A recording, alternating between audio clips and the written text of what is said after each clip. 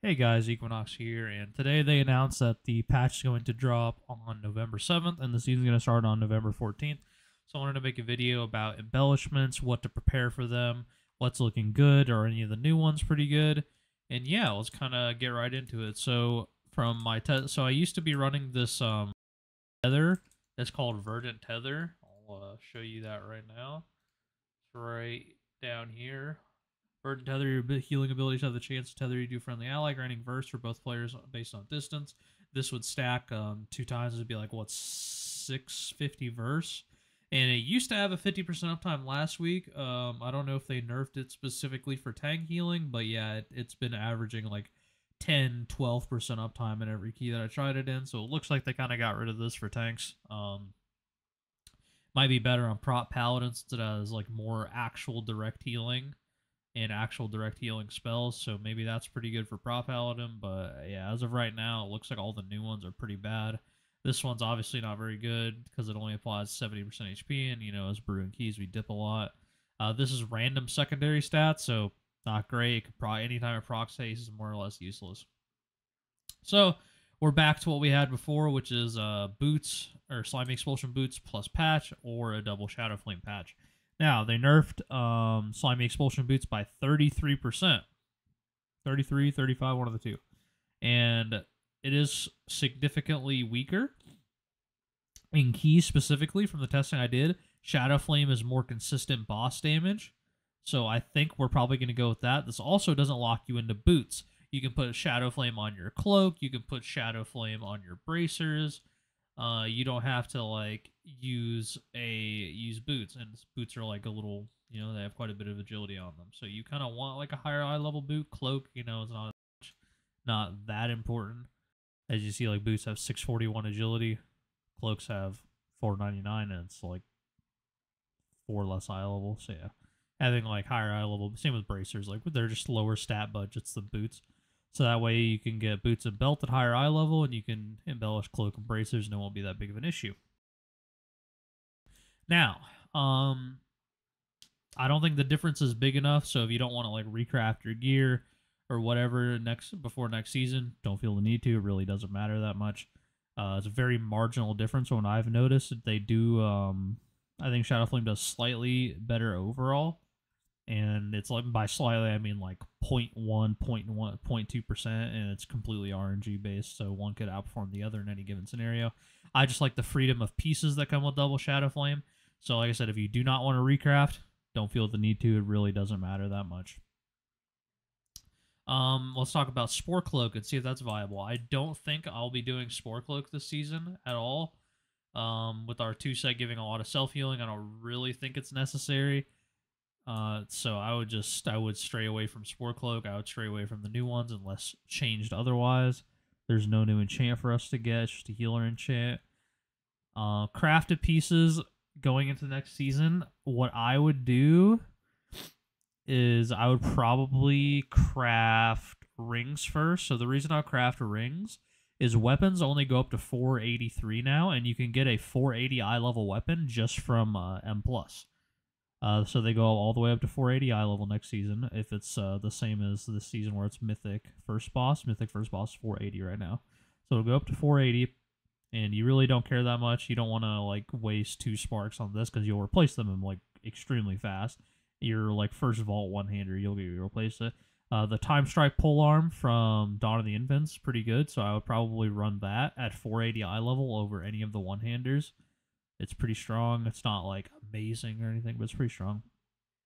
From raid, the one-handers I would go for and two-handers I would go for are, let's go to main hand, and we get,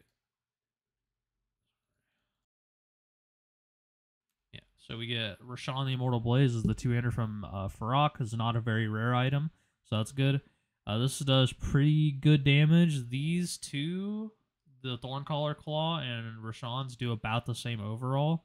I think the Claw does a little bit more on every dungeon besides the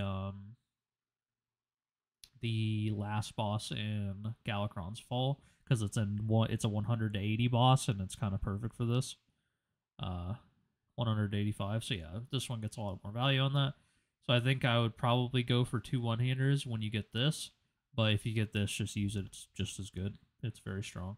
The issue with this one-hander is also has a lower stat budget, so it has about half the agility. Yeah, it has literally half the agility and about half the secondary stats. So yeah, I would go for whichever one you get those first. One-handers and two-handers, I would just get the Time Strike polearm from Murzon's Rise in place of any of these early. I would definitely focus on your rings first. These are socketed high eye level rings. You really can't get much better than that. Like, you won't replace them for a very long time. So I would highly recommend getting rings, and then you can get your embellishments next. The embellishments really aren't that important. Like, if you really want high player, like if you want like a little bit stronger embellishment damage, I would pop those up. But the embellishments just really aren't that much damage. For M plus, that is.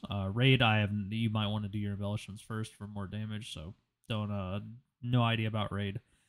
And yeah, I'm going to talk about trinkets really quick because trinkets are kind of an interesting topic. They've gone through a lot of tuning passes, and I want to talk about it. So Cataclysmic Signet brand.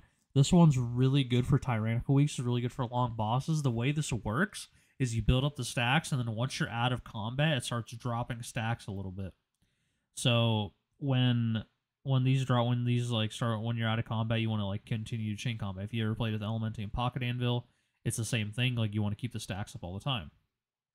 This kind of gets annoying in M+, but it has a high payout because it does some pretty insane boss damage. So I would recommend this on Tyrannical Weeks. I would recommend this every week. This is just the damage of it's really, really high. Does a lot of boss damage, does a lot of AoE damage. Like, I can show you, like, let's do a boss damage. Let's do Wither Bark, for example. Like, I didn't have it on this one. This is a damage amp boss, so this one's a little skewed, but yeah, Shadow Flame Lash. Obviously, it's like I said, it's a damage amp boss, so it does more, but yeah, it does quite a bit of boss damage. So it does this part. This is the active on use, and this is the passive. So 353k, 0.9%, and then so about 8.2%. You go to last boss like Iridicron. Same thing. Shadow Flame Lash. This isn't a damage amp boss. Well, it has the damage amp at the end, but yeah.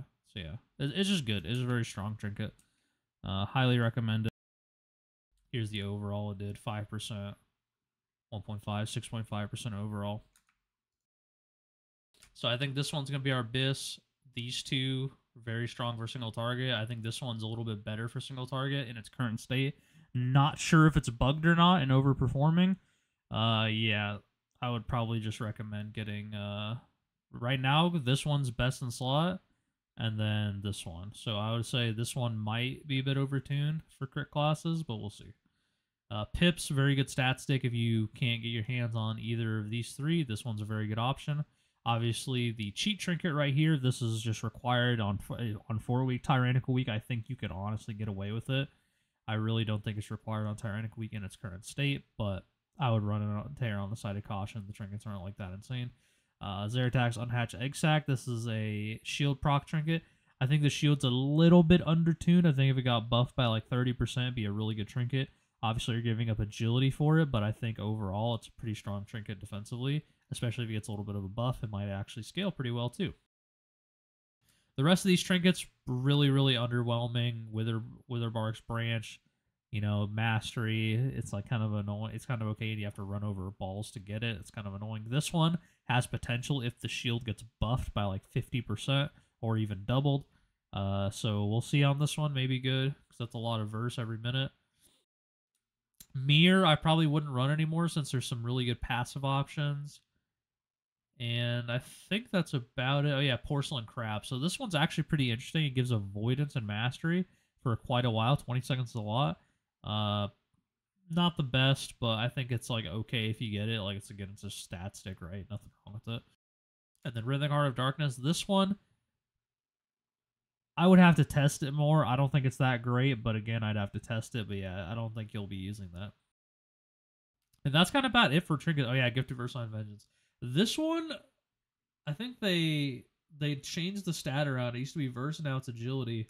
and they reduce the agility you get from the trinket, and it looks like they also reduce the damage it does on the tooltip. I really like this one. When I tested it a couple times, it seemed extremely weak. I think they need to rebuff this trinket because right now it's kind of butt. So yeah, I think right now this one is pretty bad. So on my tier list of trinkets, I would go Ferox #1, Cheat Trinket also #1. You can tie those, and then it's between Augury and Cataclysmic Signabrand. And yeah, Pips is just another stat stick. Like I said, you can just put this in if you want. And yeah, that's kind of it for trinkets and weapons. So yeah, Rashawn's Immortal Blaze Thornclaw, whichever one you want, and then the offhand is just whatever high level you can get. If you get a 489 Time Strike polearm for Murazon's Rise, I think that one will unironically be possibly Biss. We would have to test it, but I'm pretty confident that it would be very strong. So yeah, we'll see. If you get one of those out of your vault, I would definitely take it right now. So what Time Strike does is it basically echoes the damage you deal. That's it. That's all it does. But yeah, I hope you guys learned something from this video. I'll be posting a updated brew video closer to the patch. So like we have 3 weeks until the patch releases, so about a week or 2 weeks until the release candidate, and we'll be pretty much at a finalized state until after Race to World First, pretty much. So yeah, we will have an update closer then. The guide will be going up the week of, or the week before 0.7 or 10.2 goes out. So the week of November 7th, it'll go up then. And yeah, it'll be ready to go. So I hope you guys have a wonderful day. Thank you for the support. Like and subscribe if you can. It really helps me out. Have a wonderful day.